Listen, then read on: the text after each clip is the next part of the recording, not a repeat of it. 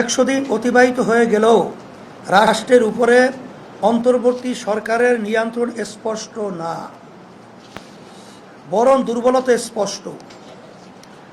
দ্রব্যমূল্য নিয়ন্ত্রণহীনতা, পোশাক খাতে অরাজকতা, ঢাকায় সেনাবাহিনীর যানবাহনে হামলা, পুলিশ বাহিনী সক্রিয় না হওয়া, ট্রাফিক ব্যবস্থা কার্যকর না হওয়া সহ অধিকাংশ মন্ত্রণালয়ের কার্যক্রমে স্থবিরতা জাতির আশাকে ম্লান করে দিচ্ছে।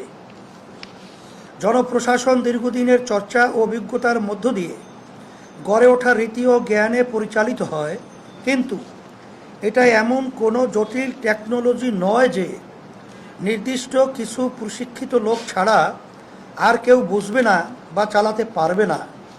তাই আমরা সরকারকে পরামর্শ দেব যে এখনও যারা আপনাদের নেতৃত্ব মেনে নিতে দ্বিধা করছে বা স্বৈরাচারের পদলেহন করছে, তাদের ব্যাপারে শক্ত হন, তাদেরকে ছুঁড়ে ফেলুন। 18 কোটি মানুষের মধ্যে প্রশাসন পরিচালনায় দক্ষ হাজারো দেশপ্রেমিক মানুষ দেশে বিদেশে আছেন। তাদেরকে দায়িত্ব দিন এবং জনপ্রশাসনকে সক্রিয় করে রাষ্ট্রের সর্বত্র নিয়ন্ত্রণ স্পষ্ট করুন। খ. নিয়োগের ক্ষেত্রে দুদুল্যমানতা পরিহার করুন। আমরা অবাক হয়ে লক্ষ্য করছি যে বিগত 100 দিনে রাষ্ট্রীয় গুরুত্বপূর্ণ নিয়োগের ক্ষেত্রে সরকারের মধ্যে দুদুল্যমানতা লক্ষণীয়। নিয়োগের প্রজ্ঞাপন জারি করে পরে তা স্থগিত করা হচ্ছে, বাতিল করা হচ্ছে। এ বিষয়ে প্রধান উপদেষ্টা মহোদয় ব্যাখ্যা দিয়েছেন, এটা তার ভালো দিক যে ভুল হলে তা শুধরে নিচ্ছেন। ভুল হলে তার উপরে গড়তমি না করে শুধরে নেওয়া প্রশংসনীয়, কিন্তু বারংবার ভুল হওয়া বাঞ্ছনীয় না। এতে করে নেতৃত্বের দুর্বলতা প্রকাশ পায়। সেজন্য বলবো, নিয়োগ প্রক্রিয়ায় দক্ষতা আনুন। প্রজ্ঞাপনের আগে নানা পক্ষের সাথে আলাপ করুন, তথ্য যাচাই যথাযথ করুন, যা যা প্রয়োজন করুন, কিন্তু দুদুল্যমানতা পরিহার করুন। গ. নতুন উপদেষ্টা সহ সকল নিয়োগে স্বচ্ছতা আনুন।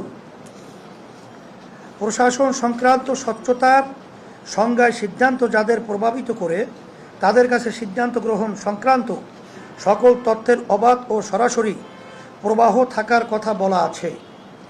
এর মানে হলো কাউকে কেন কোনো বিবেচনায় নিয়োগ করা হচ্ছে তা জনগণের জানা থাকা উচিত। বিগত 100 দিনের বিভিন্ন নিয়োগ নিয়ে জনমনে প্রশ্ন দেখা দিয়েছে। তাদের কারো কারো বিরুদ্ধে বিগত স্বৈরাচারের সুবিধাভোগী হওয়া ও জনমানুষের বোধ বিশ্বাসের সাথে সাংঘর্ষিক কর্মকাণ্ডে জড়িত থাকার অভিযোগ আছে। আবার কারো ব্যাপারে বিপ্লবে তেমন কোনো অবদান না থাকা সত্ত্বেও বড় পদে পদায়িত করার অভিযোগ আছে। এগুলো মানুষকে ক্ষুব্ধ করে। আপনাদের বিবেচনাবোধ ও বিপ্লবের প্রতি আপনাদের দায়বোধ নিয়ে প্রশ্ন তৈরি করে। আমাদের পরামর্শ হলো, যে কোনো নিয়োগে দক্ষতা ও যোগ্যতার সাথে সাথে বিপ্লবে তার ভূমিকা প্রধান বিবেচ্য হিসাবে ধার্য করুন এবং প্রতিটি নিয়োগের যুক্তি জনতার সামনে উপস্থাপন করুন। বিশেষ করে নতুন নিয়োগপ্রাপ্ত চরম বিতর্কিত উপদেষ্টা মোস্তফা সরোয়ার ফারুকীকে জনগণ মেনে নেয়নি।